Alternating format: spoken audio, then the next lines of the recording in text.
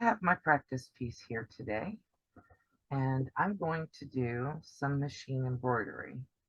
And I'm just going to embroider this little piece onto here. Now, this is the piece that I use for my for practicing stitches, for practicing embroidery stitches on my embroidery machine. And I had a question from somebody about curves and inside seams and outside seams. And I'm just going to go ahead and do this. And I'm using a little bit of Elmer's glue stick. Goes on purple, it dries clear.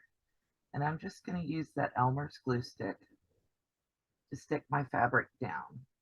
You can use pens if you'd prefer to use something else, but I'm going to use that because that's what I want. And then I'm switching my Baby Lock Jazz over to a zigzag stitch. I'm going to do close together, and I'm going to do a fairly wide width here. I've already got the foot on here that I need. I'm going to make it so that my needle stops down, and I'm using a light colored thread on a dark colored fabric just so that you can see the entire process here. And I always like to start with my needle down and on the outside, and I'm just going to stitch across here.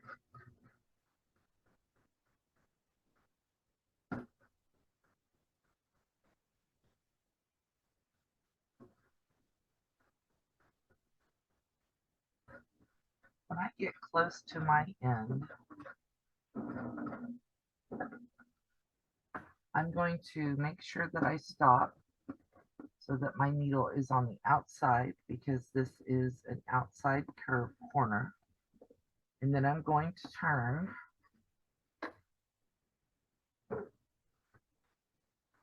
and I'm going to start stitching right on down through here.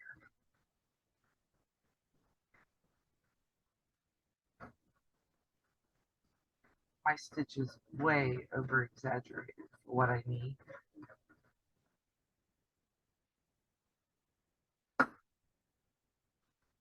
Here, back to the outside. Now, you can do a couple of stitches right here to make sure you fill in your end. Keep it at the outside. Turn and start back down the next surface.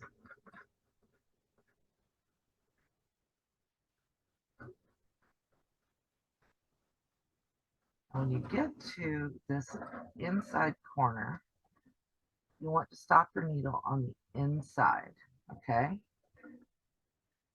Turn it. I'm going to do 2 stitches right there to fill in that inside corner for me.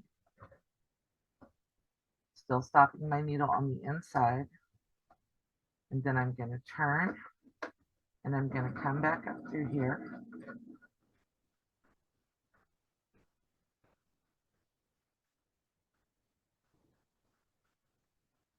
And remember, I'm sewing on my practice piece, so this isn't going to hurt anything.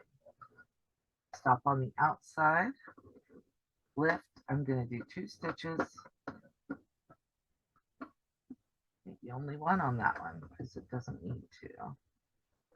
And then I'm going to start again and go right back straight down through here.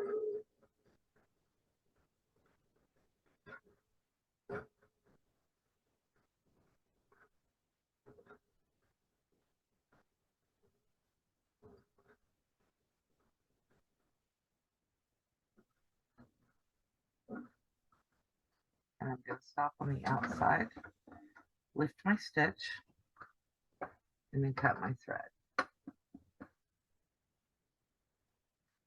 Couple of things to note here is that all of my edges are now enclosed. There's a thread in there that I want to pull out.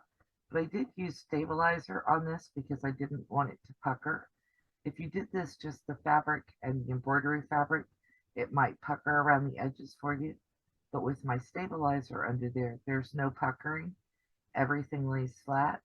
There's a little bit of glue on there to hold it down, but that glue will wash out whenever I wash the quilt or whatever I'm using this on.